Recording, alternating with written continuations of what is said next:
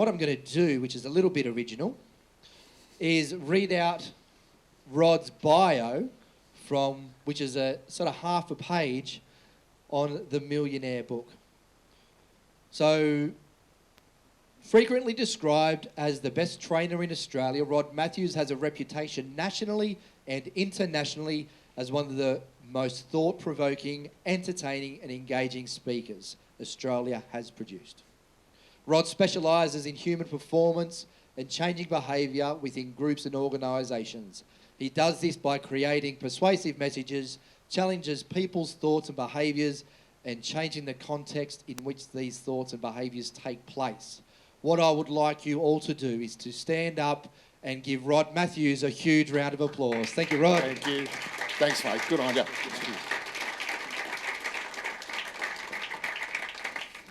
Thank you very much. Steve, if you're going to keep giving the books away, let me know, because I'm going to have to drop the price that I sell it for, all right, if there's lots of free ones out there. So only in Wollongong. There's a glut in Wollongong.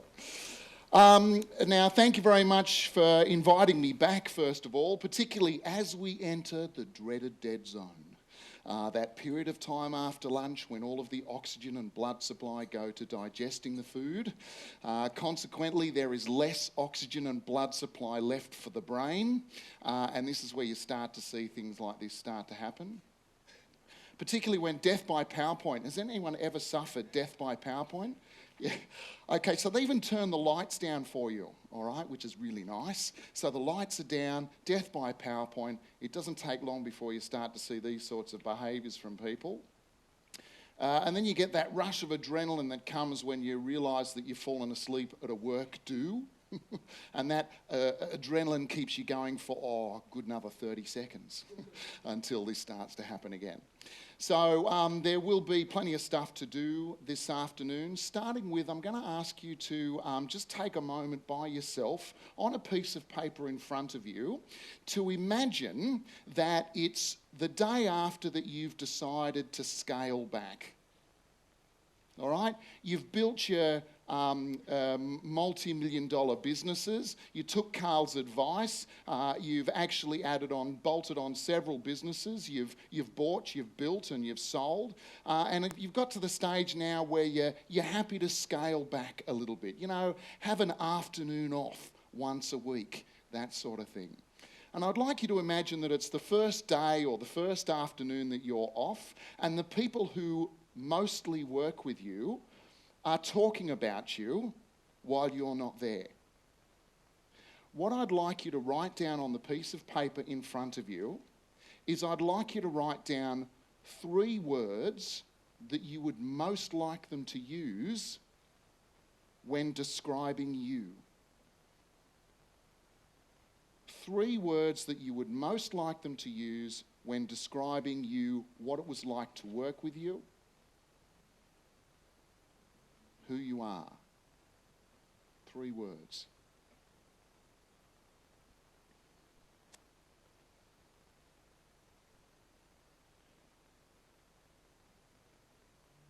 Give you a couple of examples just while you're thinking. Could be words like decisive, driven, determined, persistent, patient, inspirational, creative,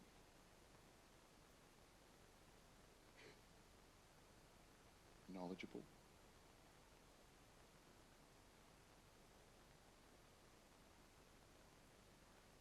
who's got 2 or 3 words? Hand up.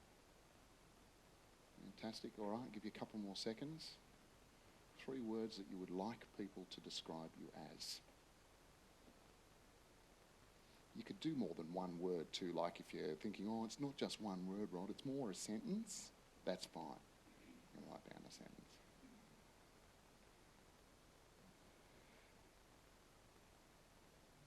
All right, who's got 3 words? Hands up. Who's got 2 words? Hands up.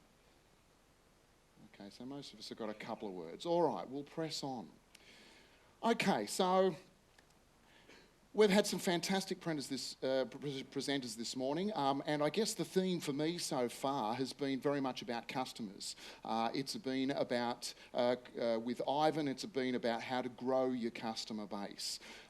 Then with Carl, it was about buying customers in some respects. And I'm going to suggest to you this afternoon that all of that is fantastic because it exists on a certain foundation.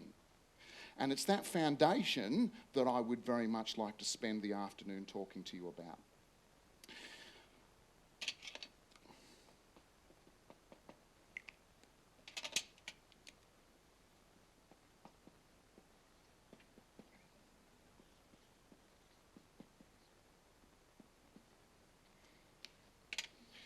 See, I'm old enough to remember, some of you may be old enough to remember, a time in the 90s when customer service was like the flavour of the month. All right? Everyone was doing customer service. We need to focus on the customer. We need to put the customer first. We need to turn our organisational pyramid upside down and put the customer at the top. If they ask for it, you just got to make it happen. All right? That was the theme in the mid to late 90s. Lots of books came out, Moments of Truth, Jens Carlsen's story, all of these sorts of things. So at the time, we were being asked to work with organisations in order to develop the customer service side of things. And so you start, running customer service courses. And it doesn't take you long of standing up in front of a group of people talking about customer service to find out that when it comes to people who are not business owners, when it comes to the people who work in the business, customer service is a bit of a lame duck. And it's a lame duck because what happens is, as you start to talk about customer service, some bright spark will stick their hand up and they'll say, Rod, that's all very well, but let me tell you what happens here.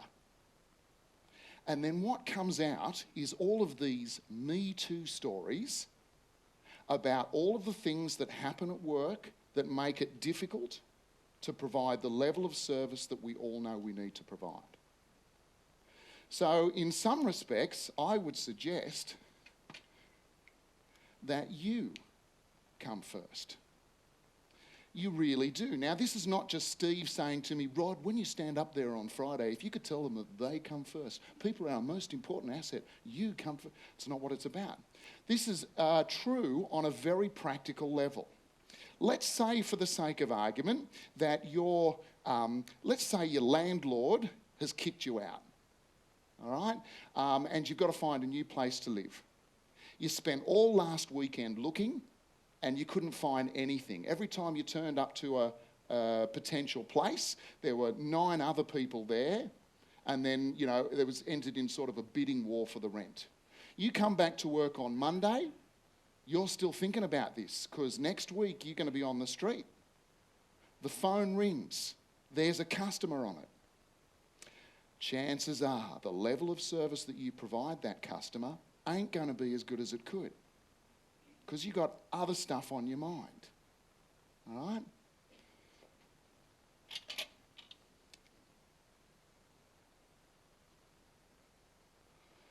Secondly, team comes second. Let's say, for the sake of argument, that, sorry, your name is? Dave. Let's say that Dave and I work together, and last week Dave and I had a Barney, a real blue. All right? One of those ones where there was yelling and pointing of fingers and thumping on desks. All right, to the point where everyone else in the office is like pretending to work, but really they're listening in. And then later on around the tea and coffee machine, they're going, can you believe what he said? Oh my God, what a bastard. It was unbelievable. All right, that sort of Barney. We haven't yet sorted it out. A customer phones. And I know as I'm talking to this customer that they're asking me to do something that means that I'm going to have to deal with Dave. Chances are the service that this customer receives is not going to be as good as it could be. I'm going to push back a little bit. Oh yeah, the person you need to speak to is Dave. I'll give you his direct line. Do you have a pen? His number is. All right? So again, team comes second. You sort those two things out.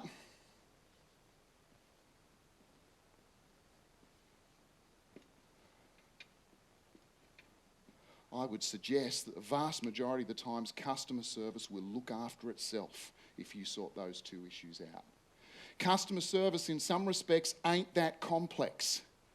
We all know because we're all customers ourselves. So we know. What makes it difficult to provide that level of service often exists here. And what I want to talk about this afternoon is this. I want to talk about what it is that we can do here so that we have the capacity to have those conversations with customers that Ivan talked about, so that we have the capacity to be able to make those deals and transactions and have the confidence and the skills and the ability to be able to negotiate that deal where we buy businesses that seem to be turning over a profit for $1 or less. All right? We need to look at some stuff that happens here. So, where do we start? Well, rather than looking too global, let's go specific. How do you do a good day? You got an answer? That's part of it? Agreed. The answer was, Baden, you choose your attitude. That is definitely part of it. And we can get more of a distinction of that answer if we start to pull aside how we do a bad day. All right? How you do a bad days tend to start with some sort of trigger. Something will happen at the beginning of a day that will lead you to start to think to yourself, as Baden pointed out, it's an attitude. So something will happen that'll make you go, today's going to be a bad day. What sort of things happen? What sort of things do that? What sort of things happen at the beginning of the day that make you start to think, uh-oh. Okay, an angry customer. Something goes wrong. Rod? Oh, okay, blew at home. Yes, you start having a bit of a fight at home and it's all a bit tense. No, other people. Oh, you start getting those phone calls. It's the day after a long weekend or the day before a long weekend. Oh, I can't make it in today. My arm's playing up, my knee's not too good. Yep. Baden? How frustrating is that? The main piece of equipment for your business packs it in and you go to switch it on and it's just going, nah, not going to happen today. All right? I was going to say you get caught in traffic, but you're in Wollongong. You get caught at that, 2 sets of lights in the roundabout, okay? All right, there was traffic this morning, was there? Okay, fantastic. What was that? Yeah, the funny place for it to be on the road. Okay, let's say that a couple of those things, or a couple that get me is you're lying in bed and you're thinking to yourself, it seems to be a little bit lighter than it normally is at this time of morning. The alarm hasn't gone off. And the other one that gets me is you go to make yourself a cup of tea, you're pouring the milk in the tea and it comes out in lumps. Okay, so let's say a couple of those triggers happen. Let's say you wake up late, you're racing around, you end up having a fight with your partner, you're dropping the kids off to school, someone's forgotten that it was their presentation day and they've got to go home and get something, so you have to drive back. You've left your mobile phone at home so you can't phone people at work and say, I'm going to be late. You get there, the computer doesn't fire up, there's an angry customer waiting for you. Okay, what are you thinking at this point in time? Today should be a doona day. I should have just stayed in bed, sort of thing. Okay. The interesting thing is, of course,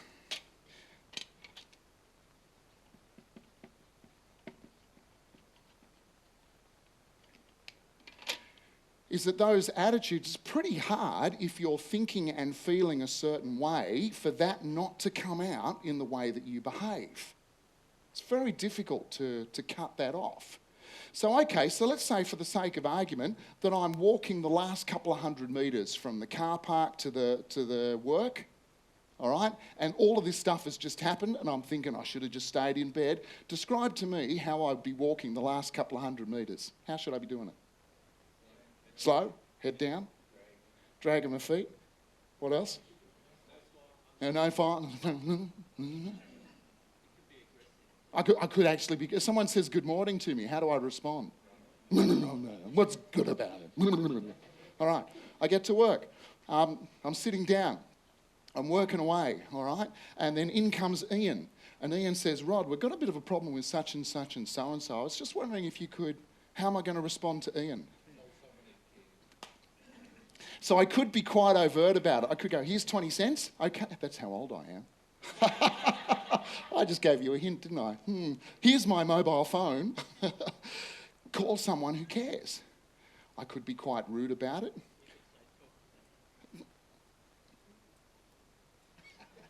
At very least, I'm going to keep my hands on the keyboard.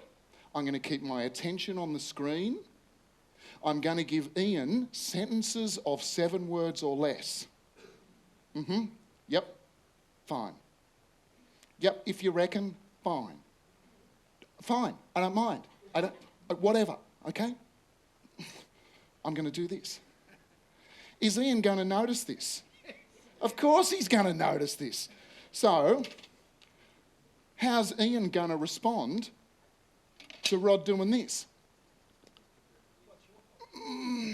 So he could be quite aggressive. What's your bloody problem, mate? All right? He could be like that. At very least, he's going to do something like, look, forget it, okay? Look, no, don't worry about it. I'll fix it. I'll fix the bloody thing. And as he walks out, he's going, don't go in there. Do not go in there. I don't know what the guy's problem is. Don't go. He's going to be doing this, all right? So what's just happened, of course, is that my behaviours have just generated a certain result. And then what will happen is, on top of that, is I will see that result. I'll see Ian walking out of my office going, don't worry about it, with this look on his face. It's okay, I'll fix it. And I'll think to myself, see, today's a bad day. Now, Ian's got it in for me as well. I can't take a bloody trick, is what I'm thinking. Triggers lead to attitudes, lead to behaviours, lead to results, leads to attitudes, leads to behaviours, leads to results. It's a cycle. It's a cycle. The opposite is also true. Let's say, for the sake of argument, I'm not ignoring triggers, I will come back to them. But let's say, for the sake of argument, that you're feeling a little more buoyant this morning than usual. You're feeling good. How would you be walking the last 100 metres from the car park to the office if you were feeling good? What would you be doing? Say again, sorry? Skipping? Yep. Yep. Swinging your arms? Okay. I can do all this. Yeah. And you're guaranteed that no one's going to get in your way. You walk like that, no one will get in your way. Okay, so you're going to be walking up straight, you're walking with purpose, you know, your eyes are wide open, you're, all right? You got a big smile on your face. Someone says good morning, how are you going to respond? Hey, how are you? Good. Yeah, good to see you. Yeah, hell yeah, you're going to respond, all right? I get to the office, I sit down, I'm working away. In comes Ian. He says, Rod, we've got a bit of a problem with such and such and so-and-so. What are we going to do? How am I going to respond to Ian? I'm going to turn around, I'm going to give him my full attention, and say something like, yeah, what have we got? I'm going to focus on him, I'm going to let him go first. I'm going to listen. I'm going to ask a few questions, and then when I've got the information, I'm going to say, too easy, here's what I'd suggest. If I respond like that, how's Ian more likely to respond? Yeah. Great, thanks mate, thanks for that. Excellent. So now Ian's walking out of my office going, great mate, thanks for that, that's excellent. So now I see that result. I'm on fire. Today's a good day. Triggers become attitudes, become behaviours, become results. It's a cycle. Now, I can understand the more cynical people in the room might be thinking something along the lines of the following. Oh, yes, lovely, Rod, lovely, yes, power of positive thinking, beautiful, beautiful. Let's just change your little scenario for a second and see how your little theory holds up, shall we? Let's say, I don't know, that you've just bought a new car. You've driven it just out of the showroom, you've pulled up at the first set of traffic lights. How many traffic lights are there in Wollongong? Not many. You lucky, don't ever move. Okay, you pull up at a roundabout. Yes, that's it. You pull up at the first roundabout. And at least it's not like Canberra roundabouts where you've got to take a cut lunch to get round there. You pull up at the first roundabout, the guy behind you doesn't see your brake lights. All right. Is it in a horse and cart? Why is that? No, I'd say you're lucky. Don't move. So they pull up behind you, whack, they bump right into the back of you. Are you telling me, Rod, that if that happened, I should hop out of the car, go up to the guy in the horse and cart and say, thank you so much. What an excellent opportunity to get the car resprayed. I was actually hoping for a different colour and now I can do it. Okay? For me, it comes back to the Serenity Prayer, which goes something like, grant me the courage to change that which I can, the serenity to live with what I can't, and the wisdom to know the difference. What here can you change? One, you can, unless you are disabled in some way, you have control over your own attitude, yes. What else can you change? Again, you have control over your own behaviours. What here can you not change? You do not have complete control over the results. You are one of many inputs into Ian's day. You do not have complete control over Ian's day. And what's the other thing you can't control? The triggers. Okay, so perhaps the Serenity Prayer becomes, grant me the courage to change my own attitude and my own behaviours. The serenity to live with the triggers and the results, and a breakthrough for business seminar to know the difference. All right? So what we can do is we can look at these bits here.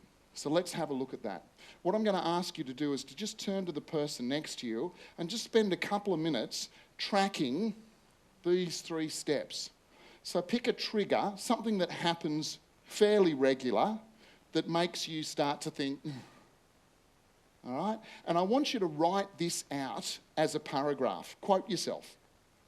So for example, the trigger could be that a certain person back at work, that the boss or someone else at work, a particular team member, walks towards you and gains eye contact. That could be the trigger. Yes, exactly. And when that person walks towards you and gains eye contact, you're thinking, oh, okay, that's the attitude. I want you to flesh that out a little bit. I want you to tell me what means. I want you to write the paragraph. So I want to hear something like, look, I'm sick to death of working with this guy. Every time he comes towards me, I've stuffed something up. I can't seem to take a trick with this guy. There's always something wrong. There's always something not good enough. The guy's really negative. I hate working with him. I'm thinking of getting rid of him. That's what I want. I want that quote. And then what I want you to do is I want you to write down, if you're thinking that to yourself, how do you behave? If we were standing here and we were watching you interact with this person, what would we see you do? The more detailed you can get, the better it's going to work. So I want to know that in a paragraph, and I want to know that in specific behaviours. What would we see on your face? What would your eyes do? What does your mouth do? What do your hands do? What tone of voice do you use? Write it down. Give you a couple of minutes, off you go.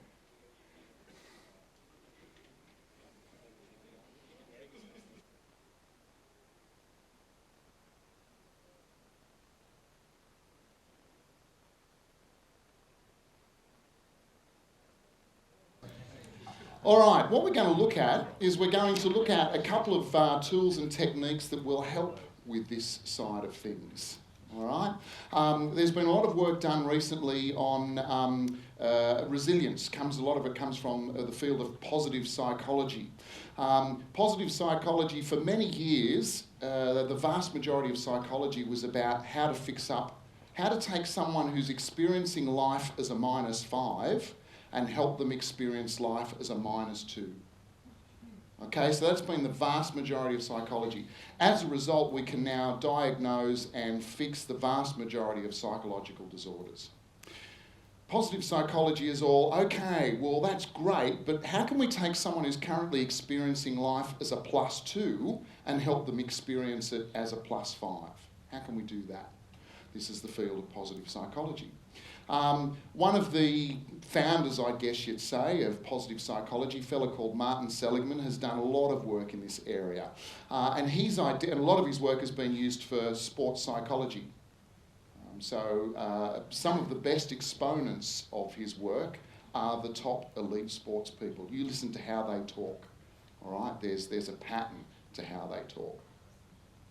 So, where this comes from is it comes from an understanding that there is nothing neither good nor bad, but thinking makes it so. It's not what happens, it's how we interpret what happens that will make it easier for us to be resilient or not. All right? So he's talking about optimism and pessimism. And when it comes to optimism and pessimism, there are some distinct benefits. First of all, he says, from his studies, Seligman suggests that optimism and pessimism exists on a continuum, and we probably exist somewhere, we have a predisposition to be along this continuum somewhere.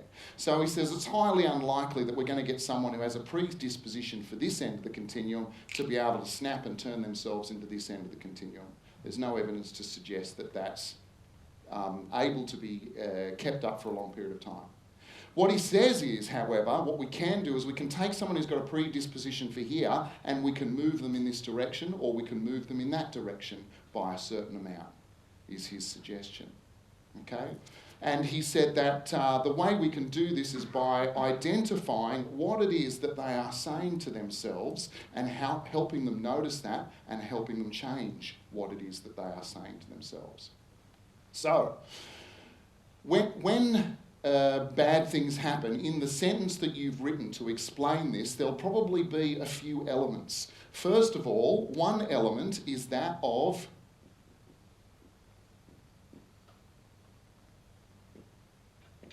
permanence. There are two subsets to permanence. You'll be surprised to hear that one of the subsets is actually permanent. And the other subset is temporary. So, when a bad thing happens, a pessimist will talk about it in permanent terms. They will use words like always, every, never. You can't change that. All right? When something bad happens, an optimist will talk about things in more temporary terms. So, that once, this time, on occasions. Okay? The interesting thing is that it reverses around when something good happens. When something good happens, a pessimist will talk about the good stuff in temporary terms. Well, it was just that once. All right? Whereas what the optimist does is they talk about it in permanent terms. It's all good, always good. Do well with that. It goes well.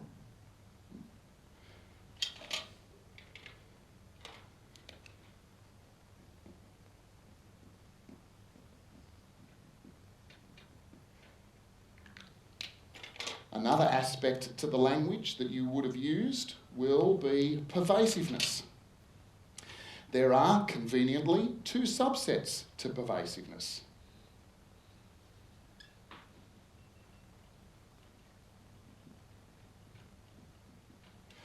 First of all, there is a global and there is a specific.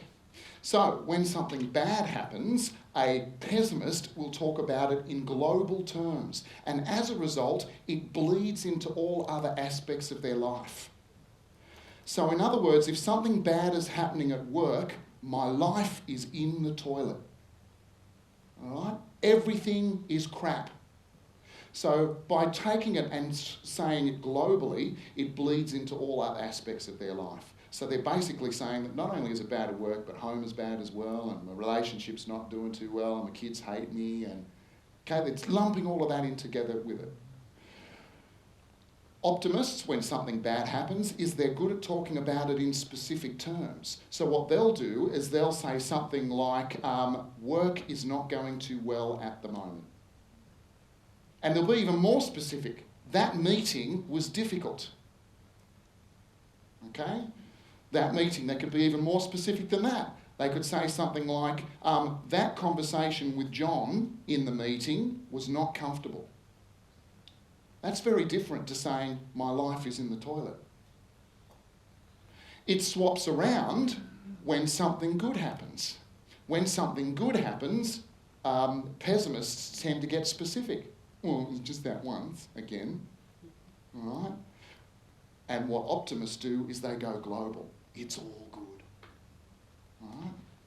There's one more aspect to this, and I should point out that before I reveal this aspect, we need to keep in mind that there's a big difference between depression. So Seligman was dealing with people who were clinically depressed and taking personal responsibility. Okay, so there's a bit of a difference there. With those parameters, the third component is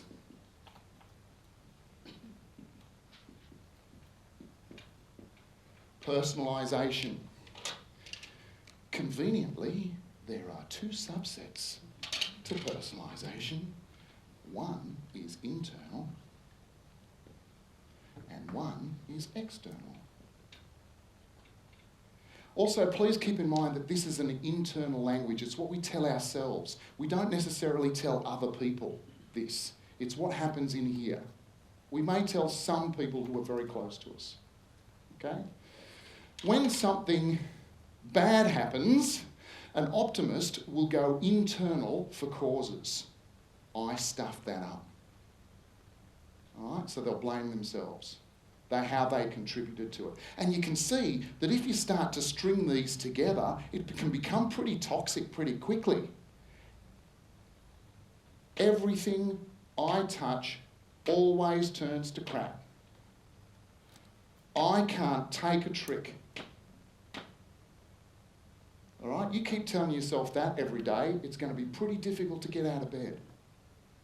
All right? This is how depressed people talk to themselves. When something bad happens, optimists look external for the causes. So in their head they go, well, it wasn't just me. Okay? John was there as well, as was Brad, as was Peter. And besides, none of us has ever seen this before. All right? They go external for causes. When something good happens, it swaps around. So when something good happens, the pessimist looks external for causes. Oh, no, we should be thanking Jane. She was really the person who did most of the work. When something good happens, the optimist goes internal. I was part of that. I helped with that. That was great to be part of that. Put that on my resume. Is what they think. So, this language is a great way of being able to keep this in tabs. And Seligman says that there are 4 things we can do. When that trigger happens, now there's no magic wands here. Remember, those triggers are still going to happen. No matter what we do here and here, those triggers are still going to happen. All right? It's what we do here and here that will give us a different platform. So what we do here, rather, will give us a different platform for how we behave. Will give a different platform for the results that we get. Again, there's no guarantees. So, Seligman says, when these things happen, there's 4 things that we can do around this that will help us change the platform off which we are thinking or feeling in order to behave. Firstly,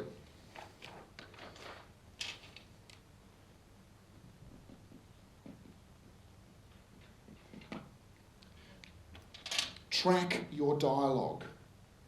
Write it down. If you're lying in bed at night and you're staring at the ceiling and you're just going, oh, I can't get to sleep, I hate it, write down what you're thinking. Grab a piece of pen and a paper. You can get a piece of pen. If you get the right piece of pen, it'll work. If you get the wrong piece of pen, it won't work. Grab the right piece of pen and a paper, newspaper will do, and then write down the dialogue, what you're telling yourself, just like I said, just like you've done just then. And then what you can do is you can tally what you're telling yourself. So in the example I gave, here comes this guy again. Every time this guy walks towards me, every time, I seem to have stuffed something up. I can't take a trick with this guy. I should sack him. And you can see there's a pattern forming with the words that you're telling yourself. So what Seligman suggests is once you've seen that pattern, now rewrite what you're telling yourself using the opposite pattern. And then what it turns into is it turns out, hark, John approacheth. All right? Now, that in and of itself, of course, doesn't change anything, except what it does change is the platform off which you have to behave. You're going to behave very differently if you're thinking to yourself, hark, John approacheth, to if you're thinking, bloody hell, here we go again, every time it's going. That leads to very different behaviours. So first thing, get the dialogue down and tally it. Next thing, dispute it. Go through what you've written, and about every third to fifth word, you're going to be able to call into question. Every time? Who exactly? What specifically? Can you think of a time that wasn't true? How often exactly? What was the last 3 times? What evidence do you have for that word? All right, become like a little lawyer or a little scientist with your own language and circle every word that you can question, and you'll find that you're talking crap. Dialogue, dispute. Next to it, write down all of the things that are truly important in your life. All right? So next to it, write down family, health, kids, travel, reading, whatever it is. Write it down. And then what you do is you look at the two next to each other and you get some perspective. When you're 107 and on your deathbed, you're probably not going to be thinking, if only I'd said. And if you are thinking that, then you need help. But by then it's probably too late. Okay? So get some distance. And the other one,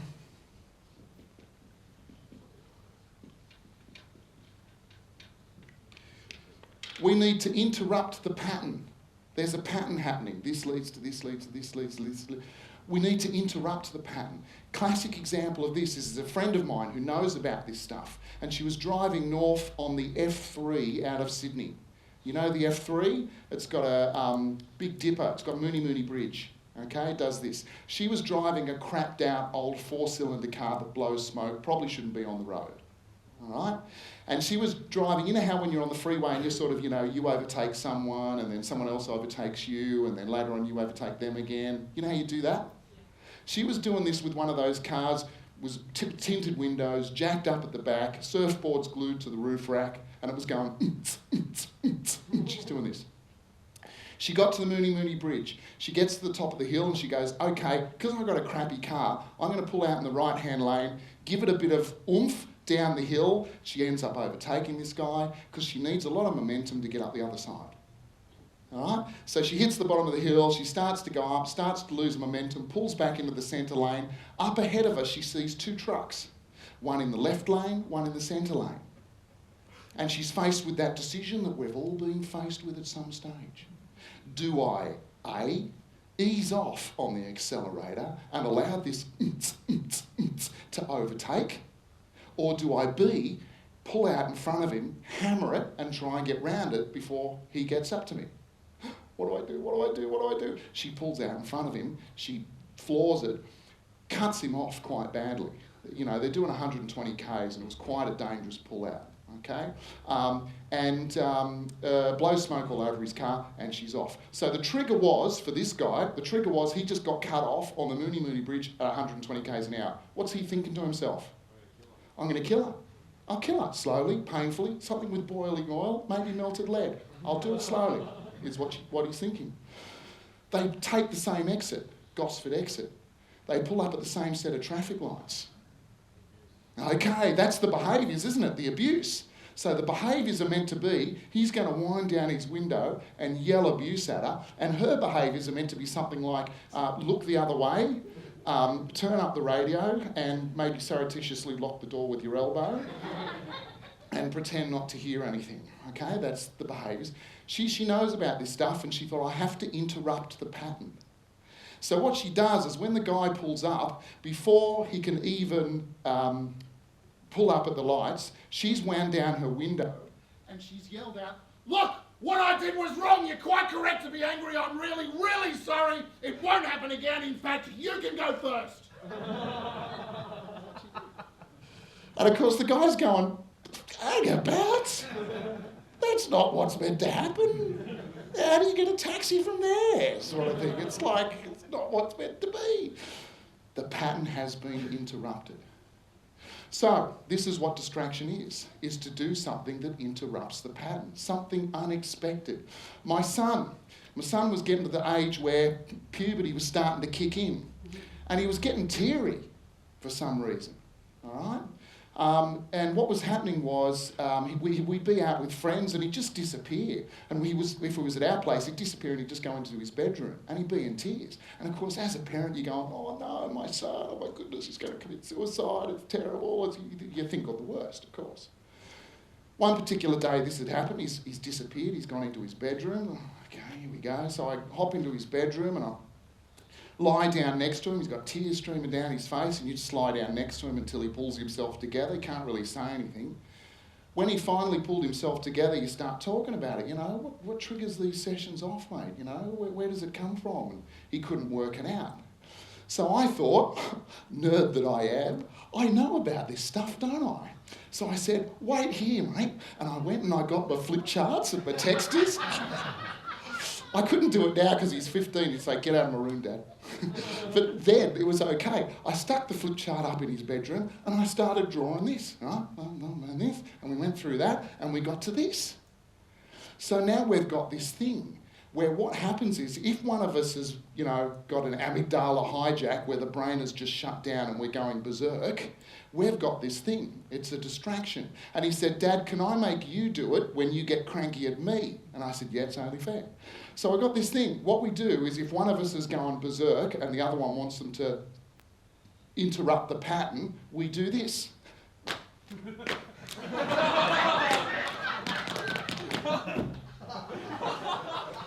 You try and do that and stay cranky. You can't. You can half do it and stay cranky. You can go, now get to bed. You can do that quite easily, I have discovered. But you can't do it big and stay cranky. You can't. All right? It's impossible. And so we have this thing now where one of us is going over the top and we say, do the distractor. I'm not doing the bloody distractor. You're doing the distractor. I'm not doing it. You promised me. Come on, do it big. It takes a couple of times. But after you've done it, the brain calms down. It's a distraction. So next time that phone rings, next time the person at work walks towards you, just go, hang on a sec, hang on, okay. Right? It'll interrupt the pattern. What I'm going to ask you to do is just for a couple of minutes, revisit what you've written on the page with the person next to you, and together work through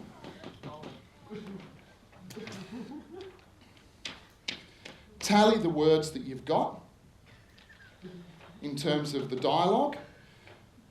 Circle which words you can question, which have no evidence. Write down what's important in life next to it. And then, if you can, work out what you can do to interrupt the pattern next time that happens. All right? Give you a couple of minutes. Off you go. All right.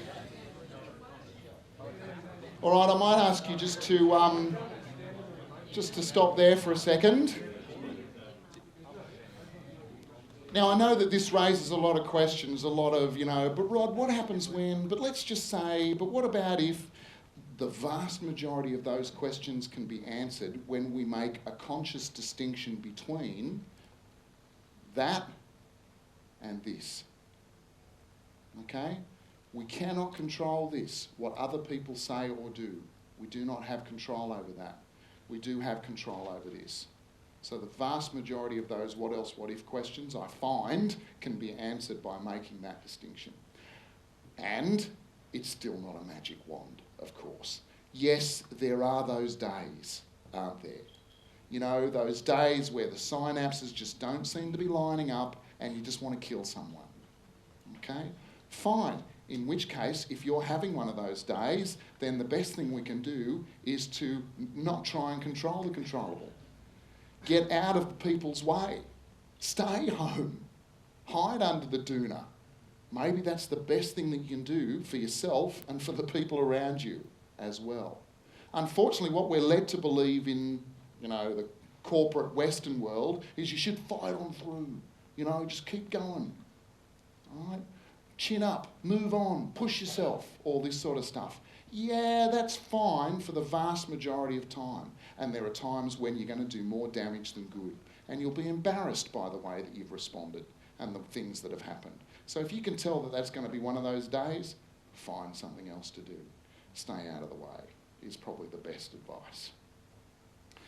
Okay, so, and what this does, as I say, is it gives us a different platform off which to behave. It's not the be-all and end-all, but it's the first step to doing this differently. So now we're just going to have a quick look at some of this. So with that, if I could please ask you to find a partner and choose who's going to be A and who's going to be B. All right, so just find a partner and choose who's going to be A and who's going to be B.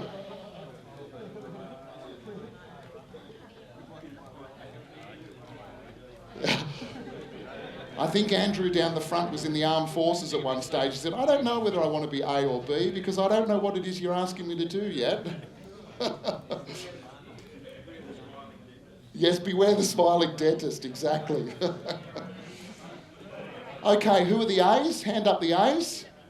Fantastic. If you could please leave the room and wait outside, please. Please don't go too far though, you will be grabbing you in a sec. And if you could, if the last person to leave could please turn out the light. No, I was thinking of last person to leave New Zealand, please turn out the light. It's an old joke, isn't it? Last person to leave, you could please close the door. Do we have any Kiwis in the room? We do. Okay. Couple, fantastic. Do you remember that one? The last person to leave New Zealand, please turn out the light. Yes, okay. Terrible joke, isn't it? It's not true at all. Okay, what we're going to do is conduct a scientific experiment in strict control conditions, all right? The way this works is in here, you are the presenter and out there is your audience. And in a moment, your audience is about to return. And what I'm going to ask you to do is I'm going to ask you to, when they come back in, they're going to have to take a seat and you're going to stand up opposite them. And I'm going to ask you to make a presentation. You can talk on anything you like. It could be a book you've just read, a film you've just seen, what you did last weekend, what you've got planned next weekend, what's happening at work at the moment. You get to choose. All I'm going to ask you to do is, as you make this presentation, is to use one particular type of gesture as your primary gesture. And that's this one. And it's called, according to a lady called Virginia Satir, it's called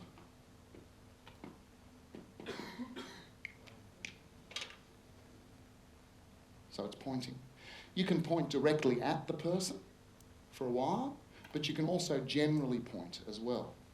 You can point to things to draw attention. You can point to your fingers. It's up to you. However, do notice what words this tends to naturally lead you to use. Do notice the tone of voice that this naturally lends itself to. That's what I'm going to ask you to do. What I'm going to ask them to do is when they come in and sit down, is the presentation's only going to go for like 30 seconds, a minute. At the end of this 30 seconds, I'm going to ask them to please describe you as a presenter. So what words come to mind based on you doing lots of this? And we'll see if we can spot a pattern. There'll be some differences, of course, because some people will do lots of this because they're presenting and they're a bit excited. And other people will be doing more of this. Okay, so there will be some slight differences. But let's see if we can spot a pattern. Okay? Anything you want. A book you read, a film you just saw, last weekend, next weekend. Yeah, topic is up to you. All right, so if you could set yourself up so you've got a place for them to sit and you're the presenter, so you've got to stand up. So if you could please thank your presenters.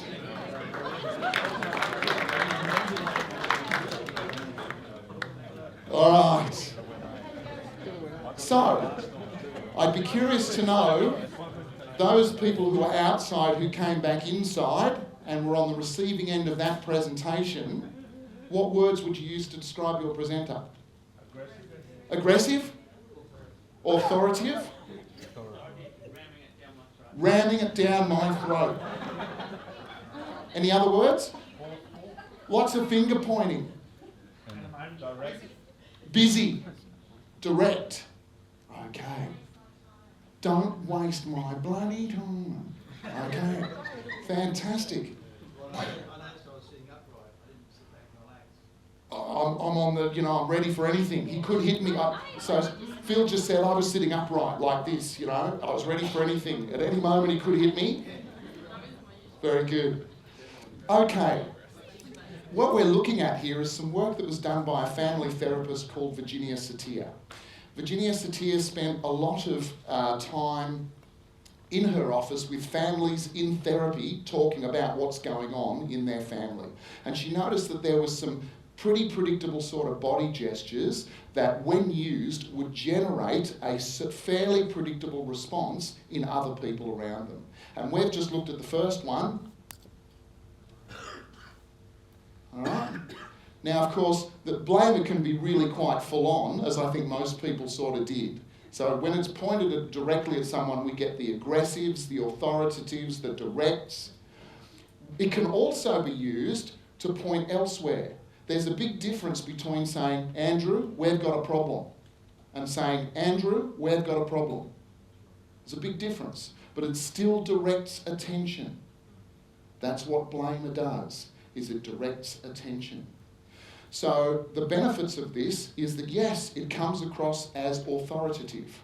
It comes across as deliberate, decisive, to the point.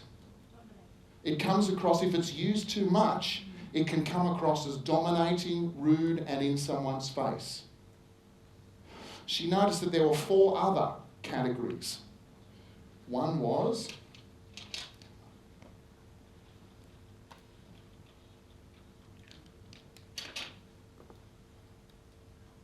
placator. Placator are palms facing up, open, often out to the sides. Sometimes it's towards the other person. Sometimes it's with the shoulders up. What's the effect of this? What does this sort of say? Oh, sorry? I'm uncertain, thank you. Yes, I'm uncertain. So it's the opposite in some respects, because I'm not decisive. I haven't decided yet. What else does it say? I'm open. I'm handing it over to you. What do you think? What do you reckon? All right? Used too much, it can come across as ditzy and uncertain, and someone who sits on the fence. But used enough, it's warm, it's friendly, it's welcoming, it's open. Disarming. It's disarming. Don't hit me, because I'm not I don't have any weapons, is what it's saying. Very good.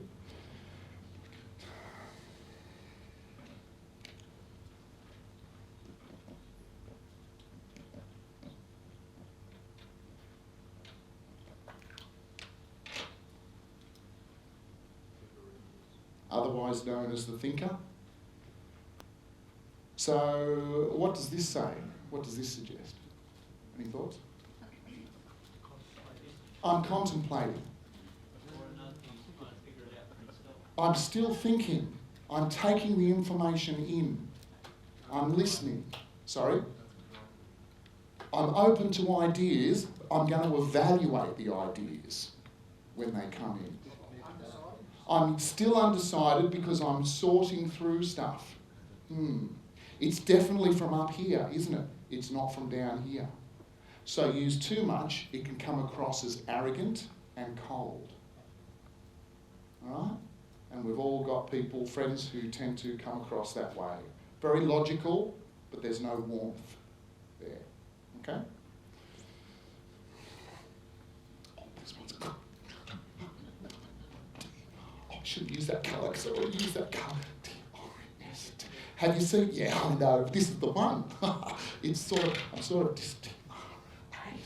Because this is the person. Have you ever seen these people? They're just on the go all the time.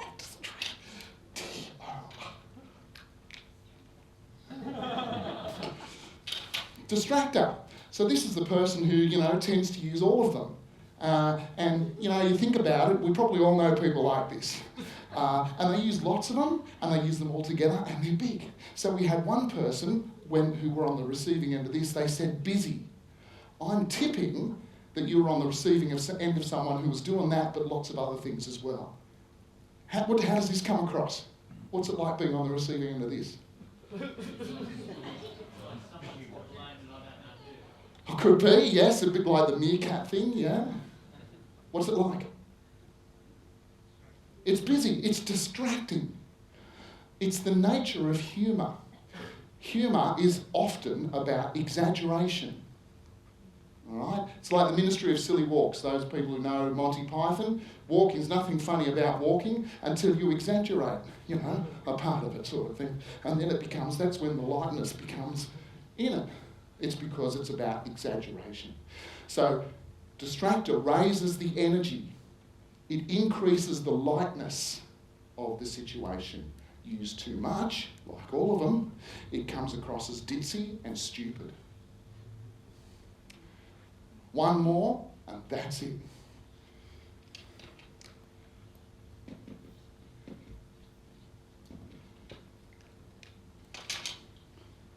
Leveller.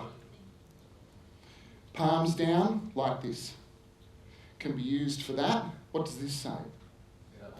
Let's settle. Let's just calm down here. Settle down. What does this say? Yeah, no more. It's final. Not negotiable. All right?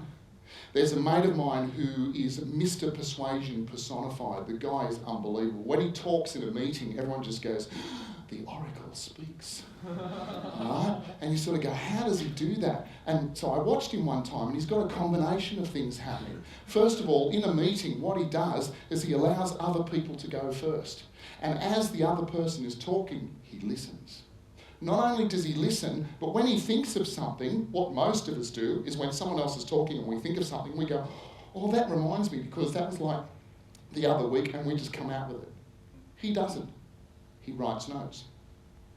So he's listening, he nods, and if he thinks of something, he writes a note. And of course, everyone's going, what's he writing?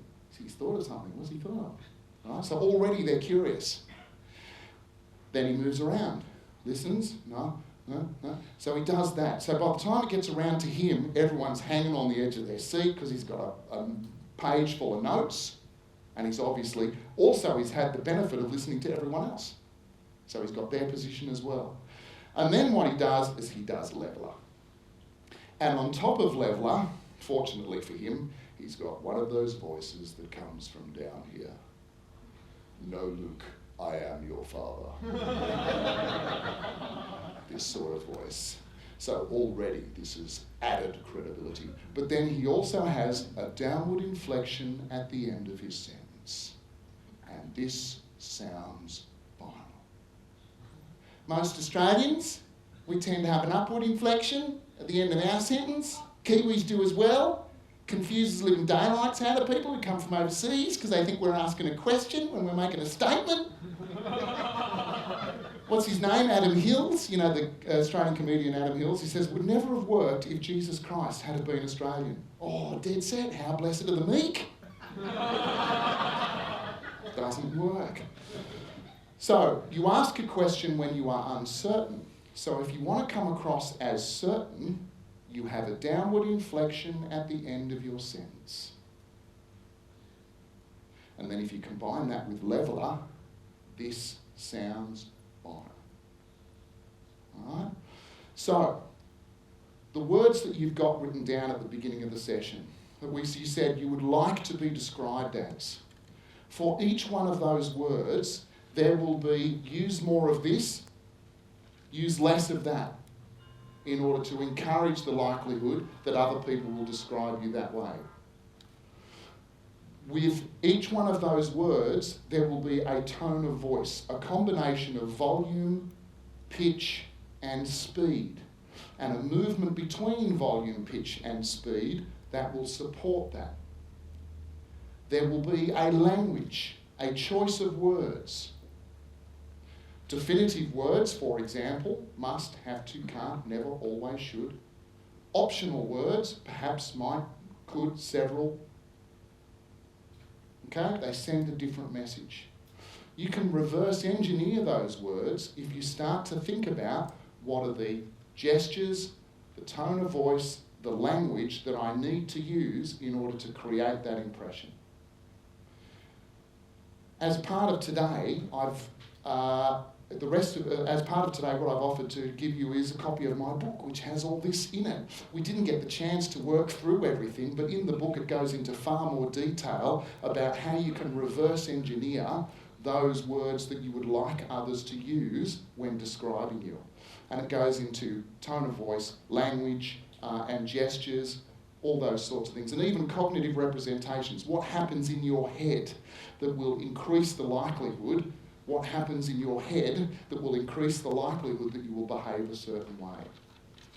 So before you leave for afternoon tea, the book's coming out now. My lovely assistants, all right, the good-looking one, and Steve, are now bringing the books out to you. So thank you very much for your input and your participation. Have fun. Guys, you want to stand up and give Rod a standing round? I think he deserves it. Who enjoyed that? Not only is he very knowledgeable, he's also very entertaining. I think you may agree with me. So, is it all right? Okay, have a seat, guys. Let's just have a quick Q&A and really dig into if there's any questions within the group, and to get some takeaways as well to find out what really hit home with you guys. So is there any questions for Rod? Yes, Jason? I just want to ask everyone, was I right? Yes. At the start of the session? Oh, no, I don't. Steve was a fantastic presenter. Yes, yeah. What about Thank you very much. I'll put you on the payroll. That's it. You can have a free book. Yeah. Yes, Bill? Yeah, I was just, how do you relate to the different personalities when you're dealing with somebody?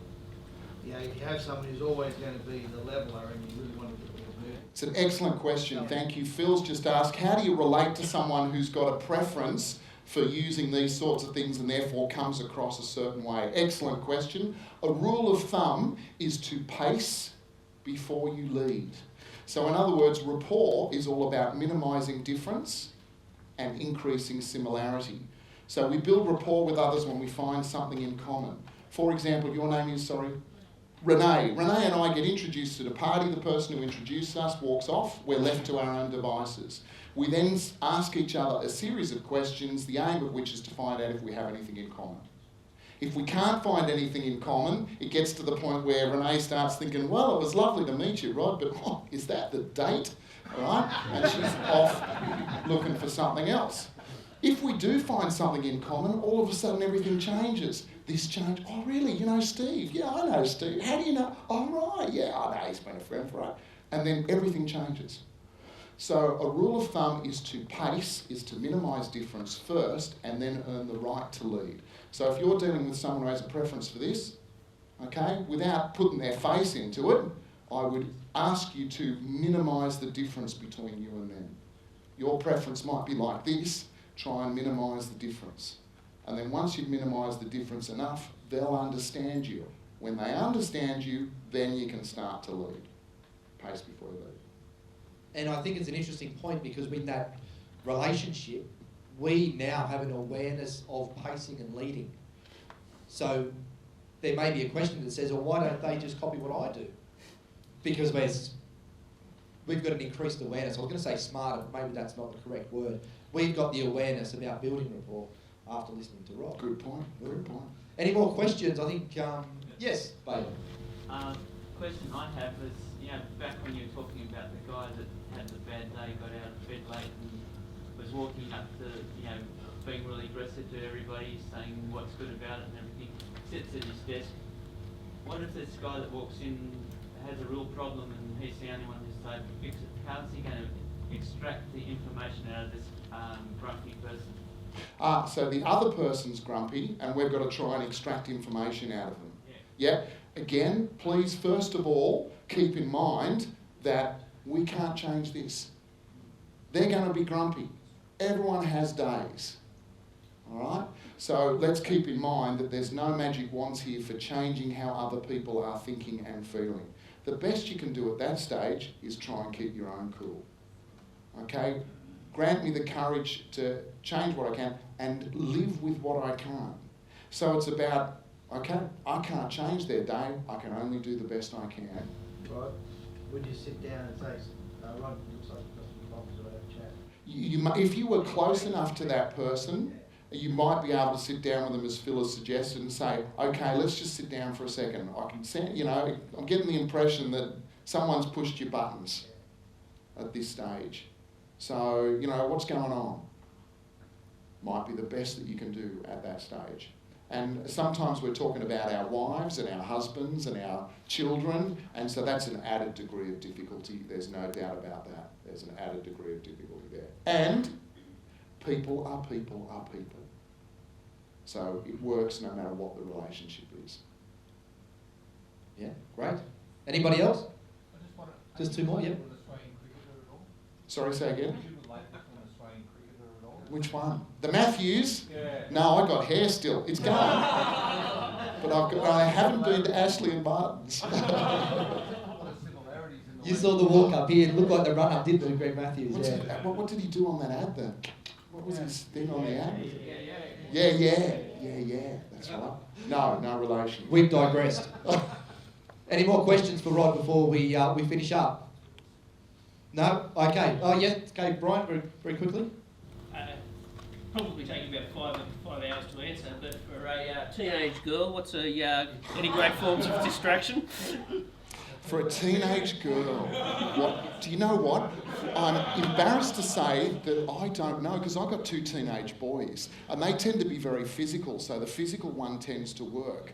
I don't know. Someone was telling me about the sliding down the hall. Sorry, what's your name? Tim. Tim was telling me that the one he's got with his kids is sliding down the hall with socks on the floorboards. Right? That requires a bit of skill, and you've got to think and not fall over, so that's a bit of a pattern interrupt.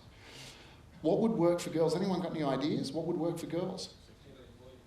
There's a good distraction. Introduce a teenage boy into the... Maybe have a picture of, I don't know, One Direction or someone. And just if they start going crazy, just go, check this out, check it. Check that out. See it again? There you go. Distractions can be anything. The aim is to just do something that is unexpected, all right, that's going to interrupt the pattern.